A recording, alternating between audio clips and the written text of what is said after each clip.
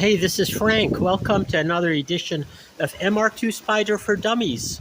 This means you. Just kidding.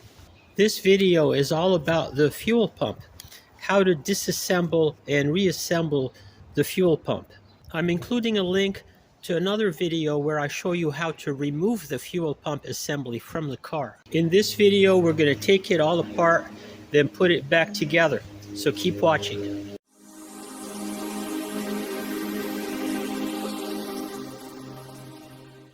Full disclosure, this fuel pump assembly is not from an MR2 Spyder. It's from a Toyota Corolla. This Corolla assembly is identical in almost every respect to the Spyder assembly. And as I go along, I'm going to point out the differences so that you're aware of them. Starting from the top, this is the connector for the fuel pump electrical system. There are 5 wires. 3 of the wires are for the fuel level sensor and 2 are for the fuel pump, 12 volt positive and a negative ground. This connector is the feed line to the fuel rail. This is the vapor pressure sensor. The ECU uses it to detect leaks in the Evap system. And this is the line to the charcoal canister. Everything here on top is identical between the Corolla and the Spyder. This assembly has 3 parts. If you look closely, you can see the outlines of the parts. The bottom part is down here, and you can see its edge all the way around. The middle part is all the way around here, and this is the top part up here.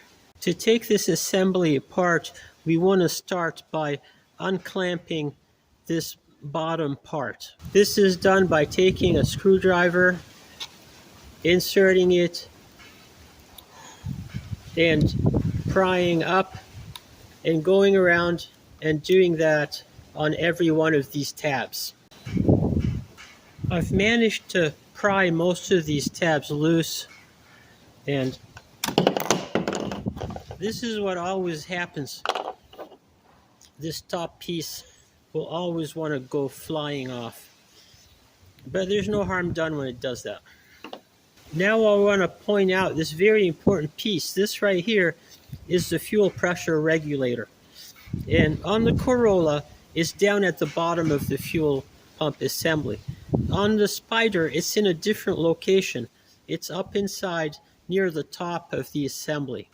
But it's a nearly identical piece, and the only difference is its location inside this assembly. Let me show you how you remove it from the assembly. First, you want to use some penetrating oil and squirt it between the housing and the fuel pressure regulator. To make it easier, I can use a screwdriver to pry it up. And was this gone a little bit? It's almost ready to come all the way out. I can take a needle nose plier, get it in underneath here, and that will get it out the rest of the way. And here it is. Now the O-ring just detached itself and it's down in there. I can use a little pick to remove this O-ring and put it back on the fuel pressure regulator. This O-ring is a consumable part. This means you should replace it every time you remove it. And I'll put some part numbers and links in the video description so you can order a new one from Toyota if you want. And this is where the O-ring goes on the tip of the fuel pressure regulator. And if you want to put it back, you'd want to lubricate it very nicely, and it would just snap into place. I don't want to do that now because I want to leave that out, but you just push it firmly and you'll feel it snap into place.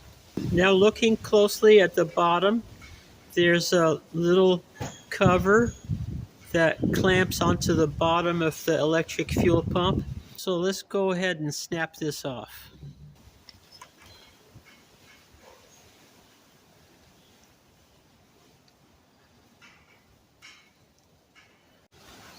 So looking closely at the bottom of this fuel strainer, it is held on by a spring clip. And this spring clip, if you remove it, you're going to have to replace it with a new one that you can also get from the parts catalog at the dealer. The next step is to go all the way around and unsnap all of these little snaps.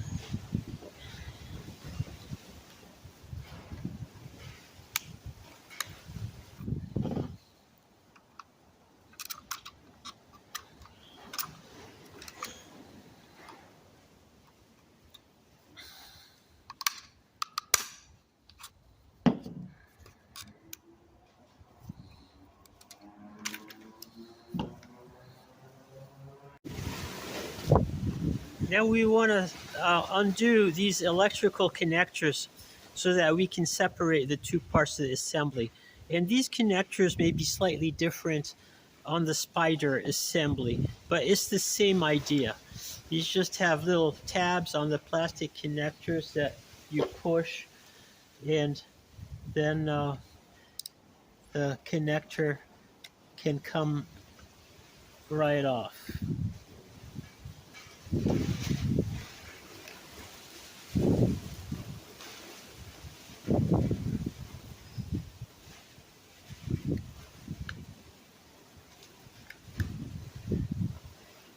Next, we want to address the connector of the fuel pump itself, which is right in here.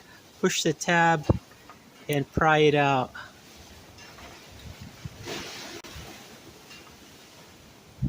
And you can see it moving there. It's coming right off.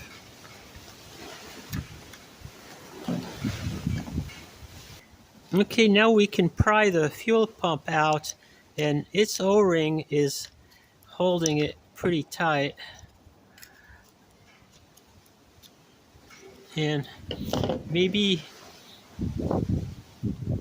it helps to spray some lubricant in there so that the pump will come out a little more easily.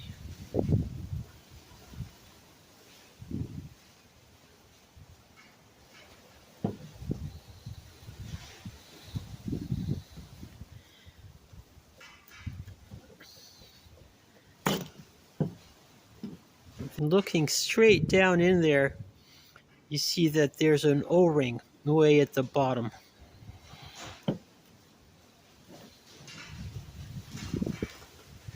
I'm going to fish it out.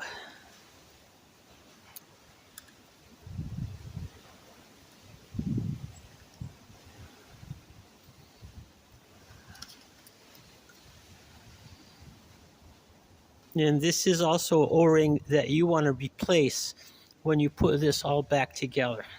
I want to draw your attention to something very important, which is the fuel pump outlet has three pieces on it. There's a little clip at the top, and then there's an O-ring, and then there's another clip that also can be removed. So when you go to put this back together, it's important that you have all three of these pieces on here, or you're going to run into a problem with your fuel pressure. When you put this fuel pump back into the assembly, it will snap into place, and you must push hard enough until you feel it snap into place. If it does not snap into place, this means that there will be a loss of fuel pressure. Here's a few words about the part numbers. The Toyota parts catalog for the MR2 Spyder does have a diagram for the fuel pump assembly, and it does show the fuel pump regulator and its O-ring. It also shows the fuel pump, and it shows the bottom clip for the fuel strainer. But this diagram does not show the fuel pump O-ring. To get the part number for the fuel pump O-ring, you must go to a different diagram, which is the diagram for the fuel tank. And I'm going to include these part numbers in the video description. I hope that you've enjoyed this video, and thank you for watching.